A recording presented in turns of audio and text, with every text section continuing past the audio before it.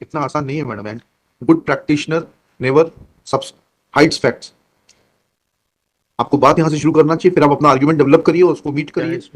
Lordship, dismiss होने के बाद 3 विटनेस एग्जामिन हो गए हैं जो परिवार के ही लोग हैं।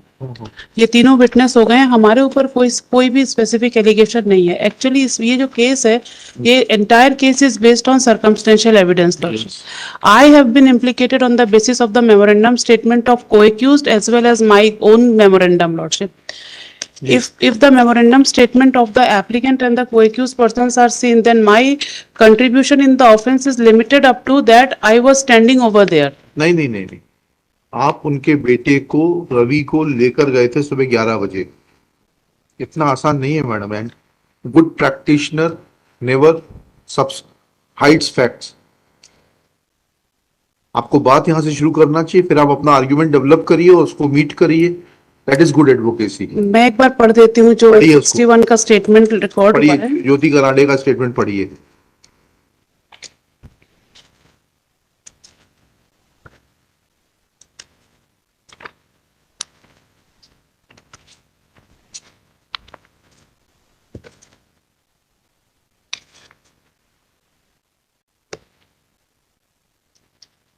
ज्योति कनाडे में पूछताछ पर बताया कि मैं उक्त पते पर रहती हूँ, कक्षा 5वीं तक पढ़ी लिखी हूँ, मेहनत मजदूरी का काम करती हूँ। कहाँ पढ़ रही हैं आप?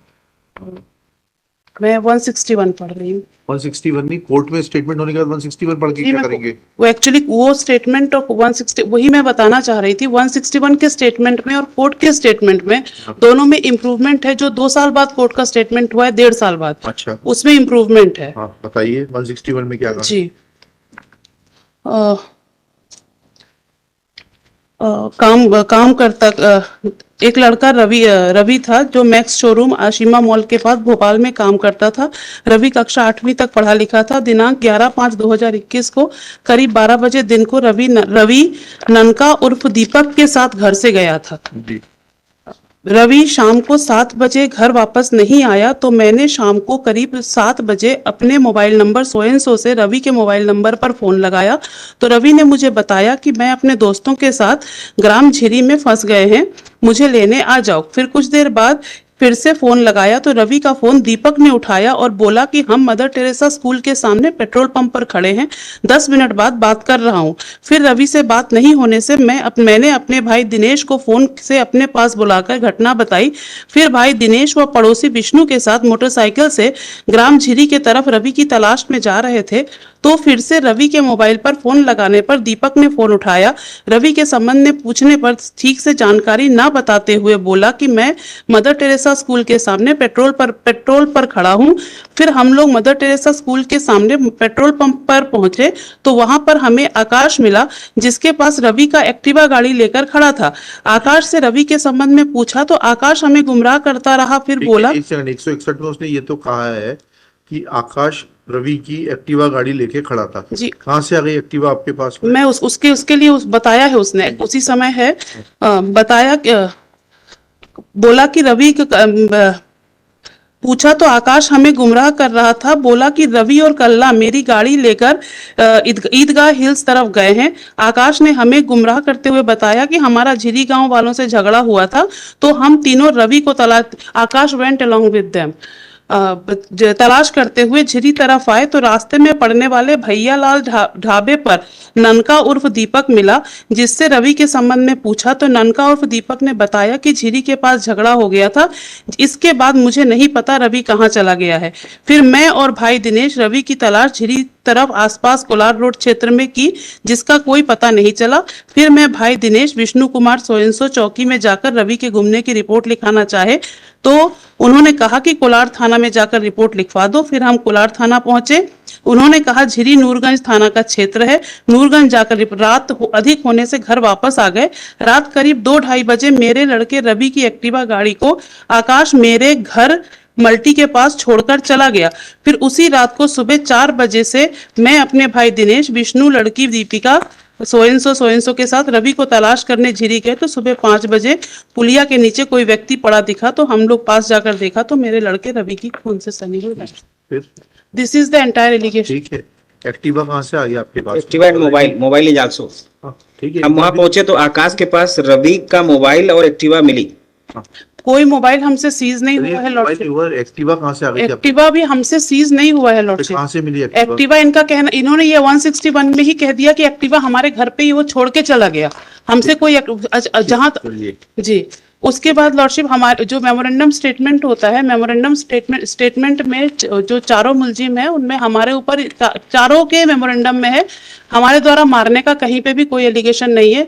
मेमोरेंडम में भी इतना ही है कि हम खड़े हुए थे, 3 लोगों ने उसके साथ मारपीट करी है। अच्छा। जी लॉर्डशिप। शर्ट में ब्लड स्टेंट है, एफएसएल पॉजिटिव आई। हैं? ब्लड स्टेंट मानव रक्त पाया गया इनके किसके शर्ट ऊपर? इनके शर्ट पर। इनकी शर्ट पर। एक बार लॉर्डशिप सीजर मेमो देख लीजिए। हाँ बताइए। जी। सीजर मेमो में ये 4 सीजर मेमो है लॉर्डशिप, और चारों सीजर मेमो में जब्ती किसी से होना बता रहे हैं, किसी का नाम जब्ती में लिखा है और सिग्नेचर किसी दूसरे मुलजिम का होना उसमें दिख रहा है। सामने किसी दूसरे का नाम है और सिग्नेचर किसी दूसरे मुलजिम से कराया है इन्होंने। और टी शर्ट्स इन्होंने कहीं पे भी जो भी एफएसएल में भेजा है, इन्होंने टी शर्ट्स और शर्ट्स भेजे हैं।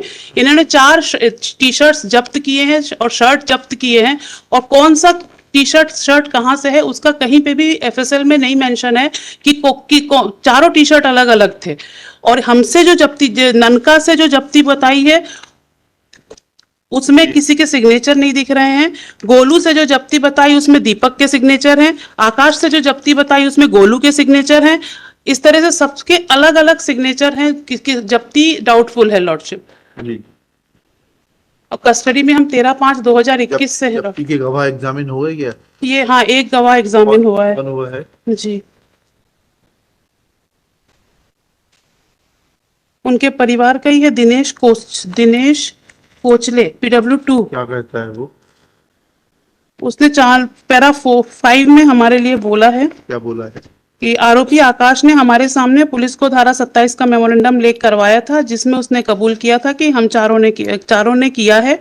उन चारों के नाम लल्ला, ननका, गोलू और आकाश स्वयं था। आकाश ने यह भी बताया था कि पैसों के कारण हम लोगों का विवाद हुआ था। धारा 27 के मेमोरेंडम है जिसके ऐसे भाग पर हमारे हस्ताक्षर हैं।